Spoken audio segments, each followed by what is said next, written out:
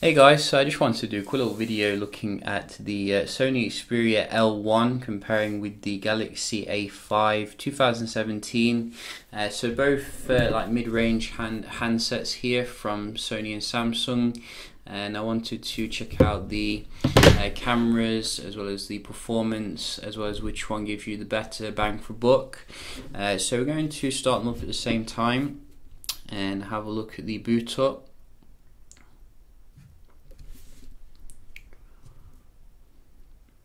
I think the A5 comes in about €250 now, and the Sony €150, and both have similar kind of specs across the board, but the A5 does have waterproofing, which unfortunately Sony doesn't really bother with its like low-end device. And you can see the A5 is a little bit faster here starting up. You also get a little bit more RAM in the A5, which could be better for future proofing with the Samsung experience as well on top.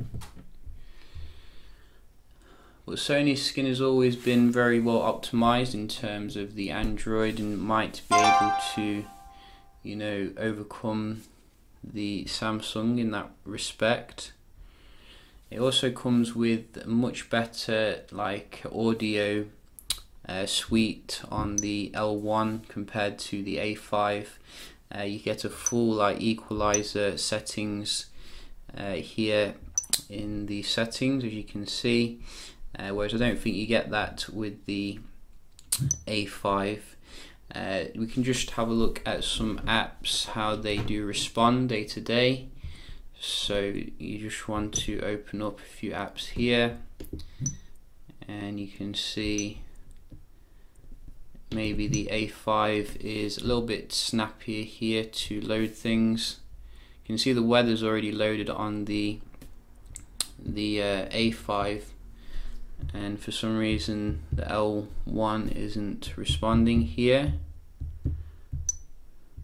which is weird. So it came eventually. I wonder why that was. That was peculiar.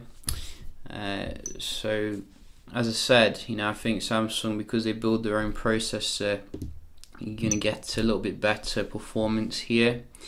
As you can see, opening up stuff seems to be a little bit snappier on the right. But nevertheless, you know, I have got some games on here as well, and I have been like, you know, seeing how the load speed is, and it will load games. You know, I don't think you can play that many on the L1 because it's only got 2 gigs of RAM, but it will play, you know, a few. But I don't think it would have cost Sony much more to use like a decent Snapdragon series processor in the phone to increase the performance. I noticed there's a certain amount of delay anytime actually doing anything with the L1. Like you ask it to do something and there's a delay, which to me is not a good sign for the future when, you know, phones get slower. In terms of the displays here, you can see the actual AMOLED of the Samsung is very bright and vibrant in terms of the colors, etc. Absolutely class leading for a mid-range phone, whereas on the L1 it's decent, but it has the same problem as the Mate 9. Like if you tilt it to the corners here, you'll see degrading screen quality. So Sony definitely needs to, you know, bring its screen technology into its phones. TV technology, like the OLED stuff that it does have. But head on, you know, it's a very decent screen. I think it's well calibrated, and, you know, it gets the job done. Bezel ratio is really good on the phone. You can see it's barely got any bezel to it compared to the A5, which does have some bezel there. And in terms of the battery, I think the A5 is going to absolutely destroy the L1. You know, I think it's got the combination of an efficient screen, efficient processor, and a bigger battery. Very small battery capacity in the L1 for some strange reason, given the size of the phone. So Sony could definitely improve in that aspect here. Now we can just have a look at the photo quality and round the video off. So I have taken a shot outdoors here, and you can see the result. And Sony's usually, you know, well known for having the best like cameras on the market, but for some strange reason they can't dominate the like phones here with the camera tech. Now in terms of the L1, you'll get a decent shot as long as your hand is extremely steady, but if it's not, then you know you are going to get blurry kind of photos, out of focus, etc. The sort of stuff we saw back in 2010.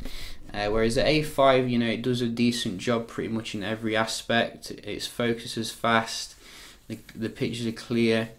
The only issue I'd say is in terms of the low light, where the A5 does struggle a little bit. But I think the aperture is 1.9, so it's going to be a little bit better still than your Sony Xperia L1.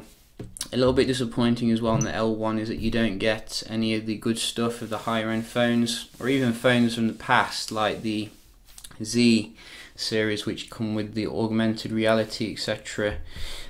So if you want my honest opinion in regards to the L1, yes, it's a solid phone, but I'd probably recommend that you look for an older flagship. Like for example, you can get Z3s, or you know, Z3 Plus, or M5 from Sony, and you'd probably get a much better, in fact you definitely get a much better experience, like the, you know, Z3 Compact, Z5 Compact, etc. All are selling for just a little bit more maybe than the L1, and overall I think give you a better experience still. It's a decent phone, but I definitely prefer the A5 in terms of this comparison. But I will compare it with some other phones as well, so do stay tuned for that. And yeah, I'll see you in the next one. Cheers.